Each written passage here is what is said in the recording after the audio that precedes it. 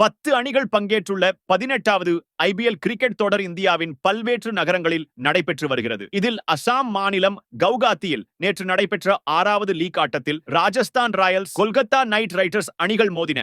இதில் டாஸ் வென்ற கொல்கத்தா முதலில் பந்துவீச்சை தேர்வு செய்தது. இதையடுத்து களமிறங்கிய ராஜஸ்தான் 20 ஓவர்கள் முடிவில் 9 விக்கெட்டுகள் இழப்பிற்கு 151 ரன்கள் எடுத்தது. அந்த அணியின் துருவ் ஜோரேல் அதிகபட்சமாக 33 ரன்கள் சேர்த்தார். சிறப்பாக பந்து வீசி கொல்கத்தா அணியின் வைபவ், ஹர்ஷித் ராணா, மோயின் அலி, வருண் சக்கரவர்த்தி தலா 2 விக்கெட்டுகளை வீழ்த்தினர். இதையடுத்து 152 எடுத்தால் வெற்றி என்ற சவாலான இலக்குடன் கொல்கத்தா அணியின் தொடக்க வீரர்களாக குவிண்டன் டிகாக், மோயின் அலி களமிறங்கினர். மோயின் அலி 5 ரன்னில் ஆட்டமிழந்தார். அடுத்து வந்த கேப்டன் ரஹானே 18 ரன்னில் அவுட் ஆகி ஏமாற்றம் அளித்தார். இதையடுத்து ஆங்கரிஷ் ரகுவஞ்சியுடன் ஜோடி சேர்ந்த டிகாக் அதிரடி ஆட்டத்தை வெளிப்படுத்தினார். இறுதியில் கொல்கத்தா 17.3 ஓவரில் 2 விக்கெட்டுகள் இழப்பிற்கு 153 ரன்கள் எடுத்தது. இதன் மூலம் ராஜஸ்தான் ராயல்ஸை 8 விக்கெட்டுகள் வித்தியாசத்தில் வீழ்த்தி கொல்கத்தா நைட் ரைடர்ஸ் அபார வெற்றி பெற்றது. கொல்கத்தா தரப்பில் அதிரடியாக ஆடிய குவிண்டன் டிகாக் 61 பந்துகளில் 97 ரன்களுடனும் 17 பந்துகளில்